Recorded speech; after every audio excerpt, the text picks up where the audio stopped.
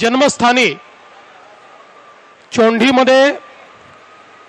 मंत्रिमंडळाची बैठक घेण्याचा निर्णय आम्ही घेतला।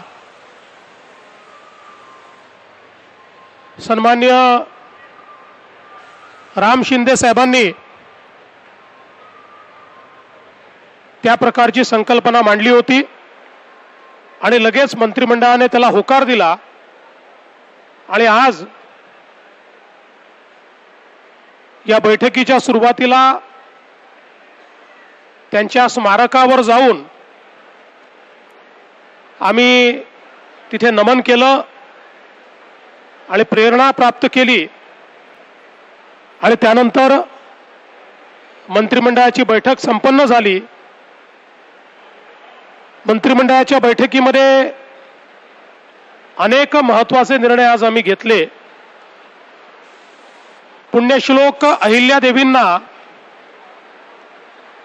विशेषतः त्यांनी परकीयांच्या आक्रमणामुळे संपूर्ण भारतामध्ये जी आमची श्रद्धास्थानं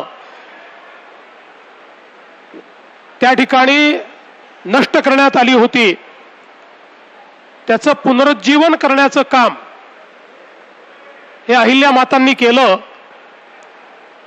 आणि म्हणूनच आज या मंत्रिमंडळ बैठकीच्या निमित्ताने आम्ही या ठिकाणी चोंडीला पुण्यश्लोक अहिल्यादेवी होळकर स्मृतिस्थळ याचं जतन व संवर्धन करण्याकरता 681 कोटी रुपयाचा आराखडा हा मान्य केलेला आहे आणि यातून विविध प्रकारची कामं या ठिकाणी होतील आणि अखिल भारतीय स्तराचं एक प्रेरणास्थळ म्हणून एक तीर्थस्थळ म्हणून हे तयार झालं पाहिजे अशा प्रकारचा प्रयत्न आपण केलाय। यासोबत या त्रिशताब्दीचं औचित्य साधून याच बैठकीमध्ये अष्टविनायक गणपती मंदिरांचा जीर्णोद्धार 147 कोटी रुपये, श्री क्षेत्र तुळजाभवानी मंदिर विकास आराखडा 1865 कोटी रुपये, श्री क्षेत्र ज्योतिबा मंदिर विकास आराखडा 259 कोटी रुपये, त्र्यंबकेश्वर विकास आराखडा 275 कोटी रुपये, त्याचप्रमाणे श्री क्षेत्र महालक्ष्मी मंदिर विकास आराखडा 1445 कोटी रुपये आणि श्री क्षेत्र माहुरगड इथला विकास आराखडा 829 कोटी रुपये असे जवळपास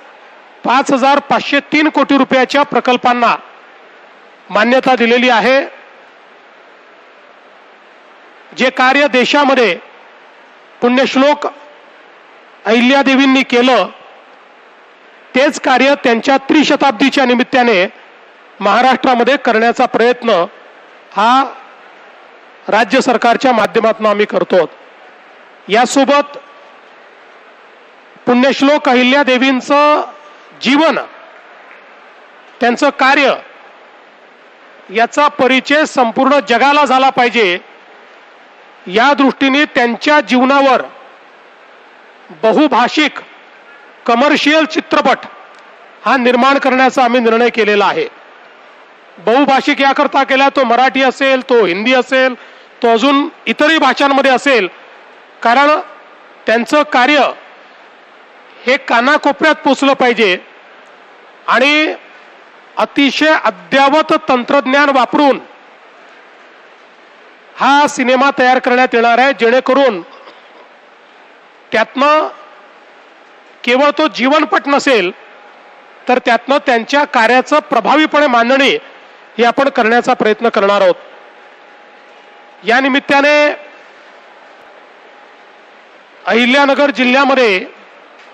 आपल्याला कल्पना आहे मागच्या काळात प्रत्येक जिल्हा तिथे मेडिकल कॉलेज अशा प्रकारची आपण घोषणा केली. फक्त अहिल्यानगर जिल्हा राहिला होता की जिथे